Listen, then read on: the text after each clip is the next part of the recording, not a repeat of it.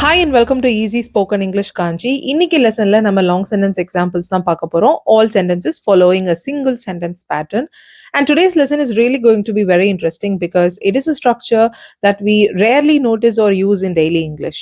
So without any further delay, let's quickly get into today's lesson. இன்னைக்கான first example பாருங்க. தன்னுடைய தகுதி என்னன்றதை தெரிஞ்ச யாரா இருந்தாலும் அதை விட குறைவானதை ஏத்துக்க மாட்டாங்க. நம்ம பேச்சு வழக்குல சொல்லுவோம் இல்லையா, இந்த விஷயத்த தெரிஞ்ச யாரா இருந்தாலும் இல்லைன்னா இந்த விஷயத்த தெரிஞ்ச எவனும் இப்படி பண்ண மாட்டான், இப்படி பேச மாட்டான் அப்படின்னு பேச்சு வழக்குல நம்ம சொல்லுவோம் இல்லையா, அந்த மாதிரி சென்டென்சஸ் தான் இன்னைக்கு இங்கிலீஷ்ல ஃப்ரேம் பண்ண போறோம். ஸோ இதை எனி ஒன் யூஸ் பண்ணி நம்ம சென்டென்சஸ் ஃப்ரேம் பண்ண போறோம். ஓகே, ஸோ இங்க நம்ம என்ன சொல்லியிருக்கோம்னா, இந்த விஷயத்தை தெரிந்த எவரும் அப்படின்னு சொல்லியிருக்கோம். Any one who nose. என்ன விஷயம்ன்றத அந்த நோஸ் உடைய ஆப்ஜெக்டா எழுத போறோம். இது சென்டென்ஸ் பேட்டர்ன் நம்ம இதை சென்டென்ஸ் ஃப்ரேம் பண்ணிட்டு நம்ம பார்ப்போம். So any one who nose, எதை தெரிந்தவர்கள்னு சொல்றோம்? தன்னுடைய தகுதி என்ன என்பதை தெரிந்த எவரும். Any one who knows what they deserve அப்படின்னு சொல்லலாமா? Okay, any one who knows what they deserve. என்ன பண்ண மாட்டாங்கன்னு சொல்லியிருக்கோம்? தன்னுடைய தகுதி என்னன்றதை தெரிஞ்ச யாரா இருந்தாலும் அதை விட குறைவானதை ஏத்துக்க மாட்டாங்க அப்படின்னு சொல்லியிருக்கோம். இது இங்கிலீஷ்ல wouldn't settle for less ன்னு சொல்லலாம். Okay, anyone who knows what they deserve would not settle for less.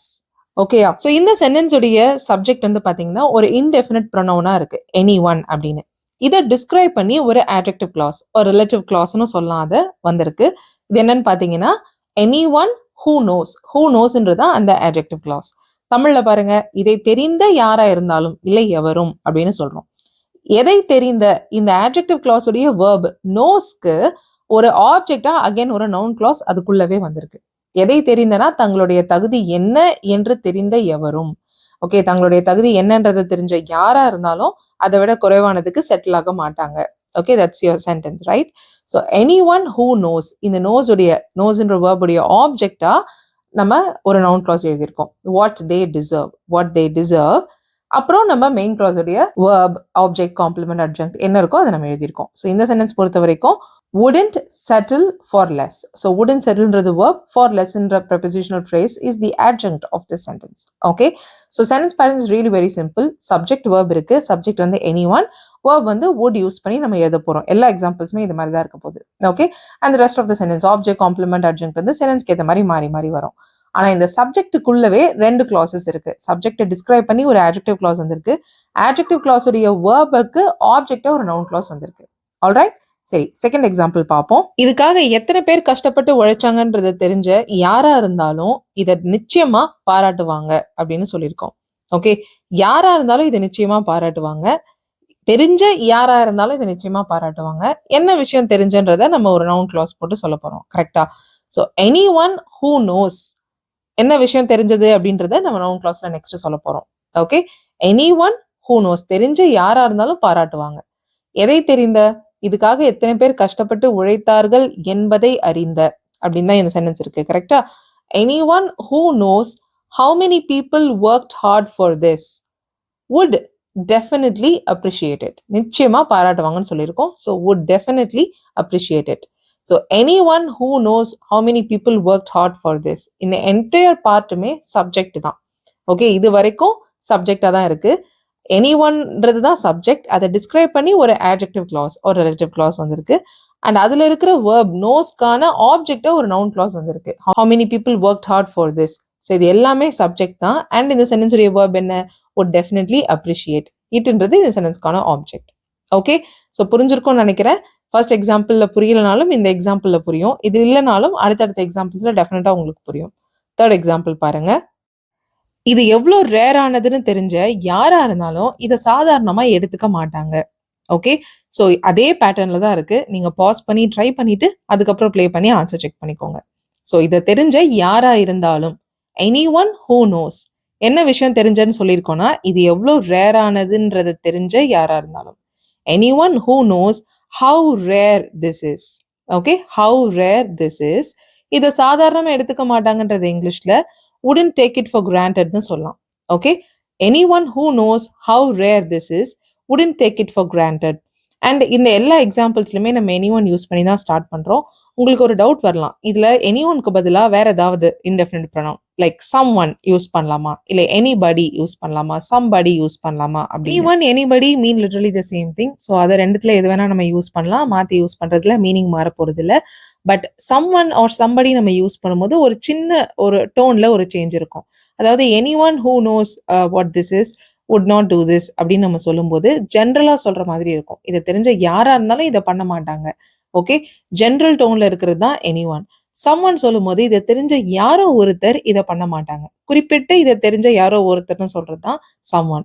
Slightly ஸ்பெசிஃபிக்னு சொல்லலாம் சம்ஒன் யூஸ் பண்ணும்போது. இந்த ஒரே ஒரு சின்ன சேஞ்ச் தானே தவிர வேற எந்த சேஞ்சஸும் கிடையாது.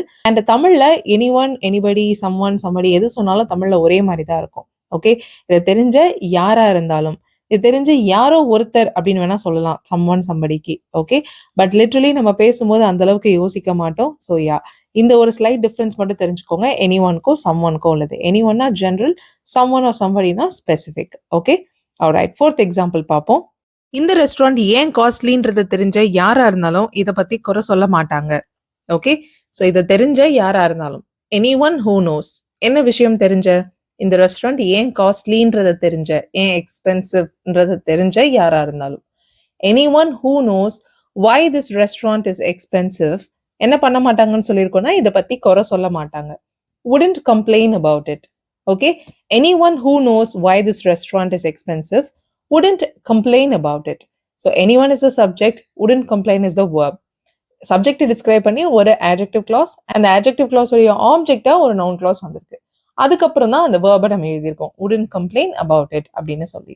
ஆல்ரைட், சரி, ஃபிஃப்த் எக்ஸாம்பிள் பார்ப்போம். இங்கிருந்து அந்த வாட்டர் ஃபால் எவ்வளோ தூரம் இருக்குன்றத தெரிஞ்ச யாரா இருந்தாலும் அங்க போகவே விரும்ப மாட்டாங்க. ஓகே, ஸோ இங்கிருந்து அந்த வாட்டர் ஃபால் எவ்வளோ தூரத்துல இருக்குன்றத தெரிஞ்ச யாரா இருந்தாலும், அதுதான் நம்மளுடைய சப்ஜெக்ட். கரெக்டா? Anyone who nose how far the waterfall is from here. Okay, anyone who knows how far the waterfall is from here, அங்க போக விரும்ப மாட்டாங்கன்னு சொல்லியிருக்கோம். wouldn't want to go there. Okay, all right. So அதே பேட்டர்ன்ல தான் இருக்கு. anyone is the subject, wouldn't want to go there is the verb and the remaining sentence. அடுத்து anyone டிஸ்கிரைப் பண்ணி உள்ள ரெண்டு கிளாஸஸ் சொல்லியிருக்கோம். anyone டிஸ்கிரைப் பண்ணி adjective clause, அதோடைய ஆப்ஜெக்டா ஒரு noun clause. ஓகே, சரி, இன்னைக்கான லாஸ்ட் எக்ஸாம்பிள் பார்த்துட்டு இதே ஸ்ட்ரக்சர்ல இருக்கிற ஒரு டிவி ஷோ கிளிப்பிங்கும் ஆட் பண்ணியிருக்கேன். அதையும் நம்ம டிஸ்கஸ் பண்ணலாம். ஒரு ஸ்கில்ல மாஸ்டர் பண்றது எவ்வளோ கஷ்டம்னு தெரிஞ்ச யாரா இருந்தாலும் புதுசா ஸ்டார்ட் பண்றவங்கள கேலி பண்ண மாட்டாங்க. ஓகே, இந்த சென்டென்ஸ்ல ஆக்சுவலி ஒரு சின்ன ட்விஸ்ட் இருக்கு. உங்களால கண்டுபிடிக்க முடியுதான்னு பாருங்க. பாஸ் பண்ணி ட்ரை பண்ணுங்க. அதுக்கப்புறம் ஆன்சர் செக் பண்ணிக்கோங்க. ஆல்ரைட், ஸோ ஒரு ஸ்கில்ல மாஸ்டர் பண்றது எவ்வளவு கஷ்டம்னு தெரிஞ்ச யாரா இருந்தாலும். எனிஒன் ஹூ நோஸ், எவ்வளவு கஷ்டம் என்று தெரிந்த, how hard it is to master a skill. Okay, anyone who knows how hard it is to master a skill கேலி செய்ய மாட்டாங்க. யாரை கேலி செய்ய மாட்டாங்கன்னா புதுசா ஸ்டார்ட் பண்றவங்கள கேலி செய்ய மாட்டாங்க. Right, wouldn't mock someone, someone describe பண்ணி அகைன் ஒரு adjective clause வந்திருக்குங்க இங்க. someone who has just started. Okay, புதிதாக தொடங்கிய ஒருவரை அப்படின்னு சொல்லியிருக்கோம். wouldn't mock someone who has just started. So இதோட பேட்டர்ன் எப்படி சேஞ்ச் ஆகுங்க? அதே தான். wouldn't mockன்றது verb, someoneன்றது ஆப்ஜெக்ட், ஆப்ஜெக்ட் டிஸ்கிரைப் பண்ணி அகைன் ஒரு adjective clause வந்திருக்கு. அவ்வளவுதான். Okay, so subject, verb, object தான் இந்த சென்டென்ஸ்ல இருக்கு.